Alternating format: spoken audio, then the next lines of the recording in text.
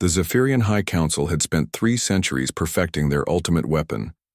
Project Nemesis was a masterpiece of bioengineering, a synthetic organism with titanium-reinforced bones, adaptive camouflage skin, and neural pathways designed for one purpose: killing with ruthless efficiency.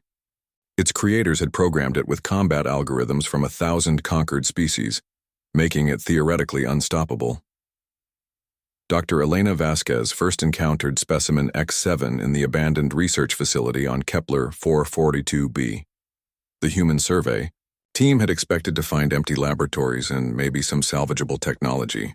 Instead, they found something that defied explanation. A 7-foot-tall bipedal creature cowering in the corner of its containment cell, whimpering. "Jesus," whispered Commander Hayes, raising his plasma rifle. "What the hell is that thing?" Elena studied the creature through the reinforced glass. Its obsidian black hide rippled with bioluminescent patterns, and its 6 eyes tracked their every movement with predatory intelligence. Yet something seemed wrong. The perfect killing machine was trembling. "Stand down, Commander," Elena said softly. "Look at its posture. It's terrified." The Zephyrians had fled the facility 3 months ago when their empire collapsed under the weight of their own hubris. They'd left behind their greatest creation, sealed and forgotten. According to the facility's records, X7 had been in isolation for 847 standard days without contact, sustenance, or purpose. Elena approached the containment controls. "I'm going in." "Doc, that's insane. The warning labels are in 17 languages, all saying the same thing. Ultimate predator, do not engage." "Commander, I've spent 15 years studying xenobiology. This creature is suffering from severe psychological trauma." Elena's fingers danced over the control panel. Sometimes the most dangerous things just need someone to show them kindness. The containment field dropped with a soft hum. X7 immediately pressed itself against the far wall, its bioluminescent patches flashing in rapid, distressed patterns. Elena slowly entered the cell, her hands visible and empty. "Hey there, big guy," she whispered, the same tone she'd used with frightened animals back on Earth. "I'm not going to hurt you." X7's head tilted, a gesture so unexpectedly familiar that Elena's heart skipped. It was curious, despite its fear. She sat down cross-legged, making herself smaller and less threatening. "You're hungry, aren't you?" Elena reached into her pack and produced a protein bar. She unwrapped it slowly, then slid it across the floor. The creature's 6 eyes fixed on the offering. Its enhanced olfactory system would have analyzed the food's composition instantly, determining it was safe but foreign.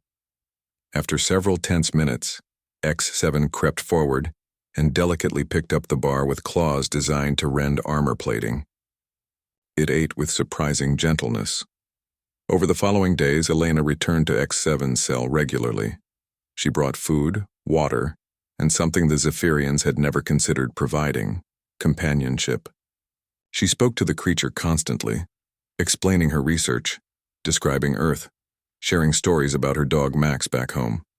Gradually, X7 began to respond. Its bioluminescent patterns shifted from distressed reds and angry oranges to curious blues and content purples. Elena realized the creature had its own complex emotional spectrum, something its creators had dismissed as irrelevant programming artifacts. "You know what I think?" Elena said one evening, scratching behind what might have been X7's ears, if ears were armored plates that purred when touched.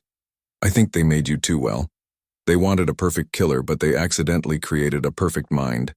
And no mind can exist in isolation without breaking down." X7's response was a gentle trill, a sound that definitely wasn't in any Zephyrian combat manual. The breakthrough came when pirates attacked the research station. Elena was alone with X7 when the alarms blared. Through the facility's cameras, she watched armed figures advancing through the corridors, heading straight for the lab section. Elena to command. "We have hostiles breaching sections 7 through 12. I'm trapped in the xenobiology lab." X7 immediately stood, its entire demeanor shifting. The creature's eyes locked onto Elena's, and in that moment, she saw something remarkable. Not the cold calculation of a weapon, but the fierce protectiveness of a loyal companion. "You want to help, don't you?" Elena whispered.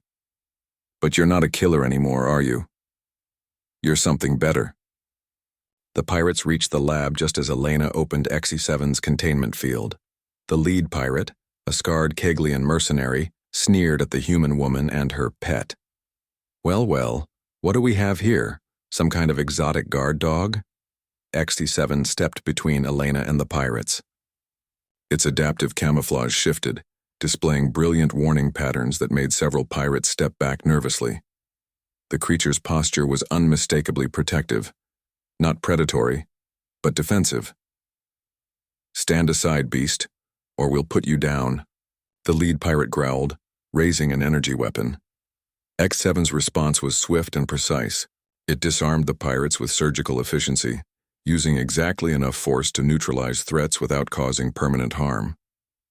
Its combat algorithms had been repurposed, not for killing, but for protection. Each movement was calculated to defend rather than destroy.